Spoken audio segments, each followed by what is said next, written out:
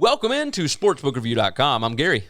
And I'm Chris. And this is the Capital One CFP semifinal. I guess it was called the Rose Bowl. I don't know that they are officially allowed to call it that now, but it is in Arlington, Texas, and it is Alabama and Notre Dame in the first playoff semifinal of the day on January the 1st. Now, before we get started on that, go ahead and tell you, sbrpicks.com/NCAAF is the website that you need to be visiting. They have an article and a video for every single bowl matchup. Go ahead and check it out. Make sure that you visit all the time for every one of these bowl games. You can find a link down in the description. Of course, you can just click that, and it'll take you right to it. Go ahead and like this video. Make sure you are subscribed to the channel. Like I said, we're going to have a bowl video for every single one of these matchups. And make sure that you jump in the comments. We would love to hear from you which way you think this game is going to go for sure. Chris, let's dive in. January 1st, 5 p.m. Eastern Time, or maybe it's 4 p.m. Eastern Time. I think it's 4 p.m. Eastern Time. Anyway, Arlington, Texas, Alabama 11-0. They are 8-3 against the spread this season, 7-1 in their last 8. Now, they did not cover the last game against Florida. They were 17-point favorites, only won by 6. Notre Dame 10-1 on the season, 5-6 against the number. They are 0-2 against the spread in their last 2, but that was against Syracuse and against Clemson. They were a 10-point underdog, 10.5-point underdog against Clemson, and did not cover that. They lost by, 24 points, 34-10. The line right now, so it opened Alabama minus 19.5. It is out to 20 at this point. Total of 65 is up to 66 at most books. Alabama has won 4 straight semifinals. They are 3-1 against the spread in those. Notre Dame has lost and failed to cover their last 3 New Year's 6 games. That includes a playoff appearance, etc. Fiesta Bowl against Ohio State, the national championship game, the BCS national championship game in 2012 against Alabama. Like, we're going all the way back because Notre Dame has not been in this spot a lot over the last however many years. But they lost to Ohio State, Clemson, and Alabama the last 3 times that they faced those teams. Alabama, their defense has trouble with playmakers in the passing game, and Notre Dame does not have those. Notre Dame runs the ball 58% of the time. They have only had 5 100-yard receiving games from their receivers. 4 of them were from Javon McKinley. If Notre Dame ends up one-dimensional, this thing could get ugly. What is the way for Notre Dame to be able to keep this game relatively close? Their defensive front's got to slow down the run game, and their DBs and their linebackers have to be able to control the crossing routes of Alabama. That's it. Is there all right? What about on offense?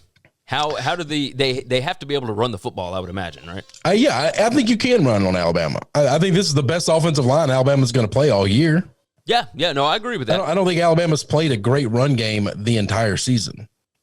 The best run game they've played all year was Ole Miss, and Ole Miss ran it down their throat. Ole Miss had a 11-play, 75-yard drive for a touchdown where they ran the ball all 11 plays. Agreed, but I would say that's with a soft defense. That's a offensive line. That's a different type of running attack than what Notre Dame throws at you, though, right? Yeah, but that has to be different because Notre Dame's offensive line, all 5 of them are NFL guys.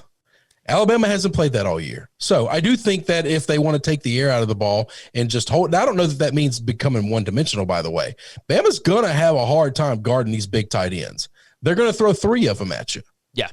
Yeah, that's something they haven't played either. So while they don't have a Devontae Smith on that side of the field, they got a lot of big athletic guys that can go up and get the ball, that can box out linebackers, and they're not going to get any yak. They're going to catch the ball and they're going to fall to the ground. That could be what helps them out in the long term, right? Because if you slow the game down. Slow the game down and just methodically take it down the field. Keep that offense on the bench. These 6 to 9 minute drives will certainly help Notre Dame for sure in that spot.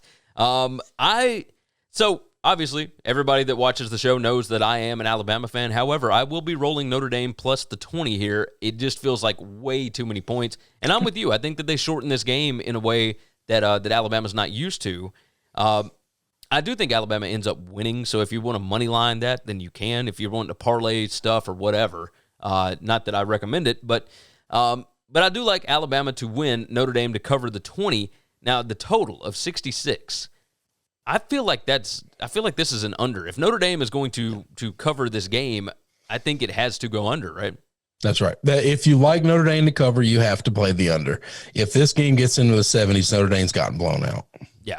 I mean, it's certainly – unless Ian Book and this offense does something that they have not done all year long. That's it. Yeah. No, I mean, it's not that they haven't done – I mean, obviously, they had the Clemson game where they won 47-40. But North Carolina was – I'm not going to say North Carolina is similar to Alabama, but the styles and the high octane offense is somewhat similar, and they held North Carolina to 70 points and shut them out in the second half. I think Alabama's offense is going to look great. It's going to look fine. They're still going to put up 35 points, whatever. But they're going to struggle in this game more than they've struggled offensively all year. Yeah, this will be the best defense they've played all year, because when they played A&M, they played A&M the second week of the year. That's the reason. The reason this line is out to where it is because Trevor Lawrence was able to do to that defense what nobody had really been able to, and they did it early, and then they just kind of sat on the ball. So everybody immediately thought, okay, well they could have put up 50 if they wanted to, but they were comfortable at 34. Like, a lot of that might have just been that Notre Dame's defense finally figured out some of that offense. Like, I don't think it was just sitting on the ball. So I do think that Alabama will be able to score some. I don't think it's going to be, the 52 that they put up on Florida. I don't either. And that's why I think that Notre Dame will be able to keep this within the 20.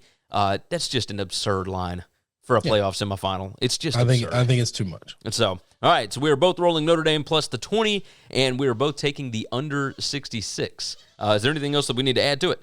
I don't think so. All right.